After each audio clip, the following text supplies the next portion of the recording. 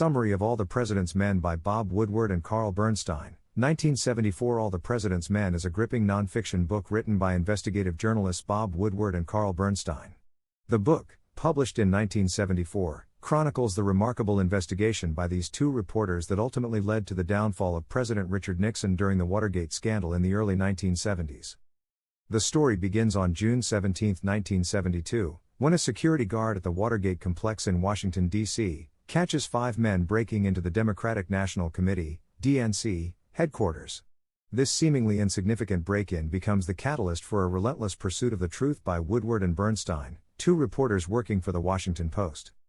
The journalists follow the paper trail and begin uncovering connections between the burglars and the Committee to Re-elect the President, CRP, Nixon's campaign organization. As they dig deeper, they find evidence suggesting that the break-in was not an isolated incident but part of a larger conspiracy involving high-ranking officials in the Nixon administration. Their investigation faces numerous obstacles as they encounter resistance from government officials, intimidating phone calls, and threats. Despite the challenges, Woodward and Bernstein remain steadfast in their pursuit of the truth. They develop a reliable source known only as Deep Throat, later revealed to be Mark Felt, Associate Director of the FBI, who provides them with insider information and guidance throughout the investigation. As they gather evidence, Woodward and Bernstein uncover the existence of a secret White House taping system that records conversations between Nixon and his aides. This revelation becomes a crucial turning point in their investigation. They subpoena the tapes and face intense resistance from the White House, but the tapes are eventually released. The investigation uncovers a massive cover-up orchestrated by Nixon and his closest aides to obstruct justice and hide their involvement in the Watergate break-in. The President's men attempt to derail the investigation through any means necessary, including offering hush money to the burglars and pressuring the FBI to drop the case. Amidst public scrutiny and mounting evidence against him, Nixon vehemently denies any involvement in the scandal, famously declaring, "I am not a crook." However, as the investigation unfolds, it becomes clear that Nixon's presidency is on the brink of collapse.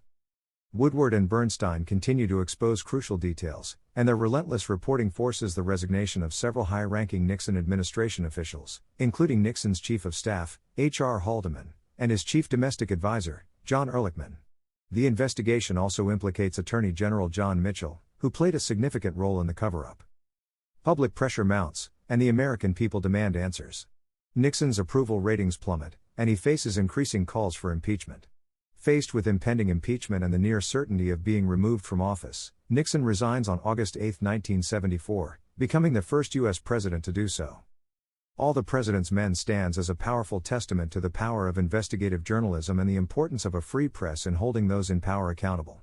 Woodward and Bernstein's reporting not only exposed a corrupt administration but also demonstrated the significance of truth and transparency in upholding democracy. Their groundbreaking work has left a lasting legacy, inspiring future generations of journalists to fearlessly pursue the truth and safeguard the principles of democracy, ensuring that no one is above the law. All the President's Men remains a quintessential read, reminding us of the importance of protecting the truth and the crucial role the press plays in maintaining a just and accountable society.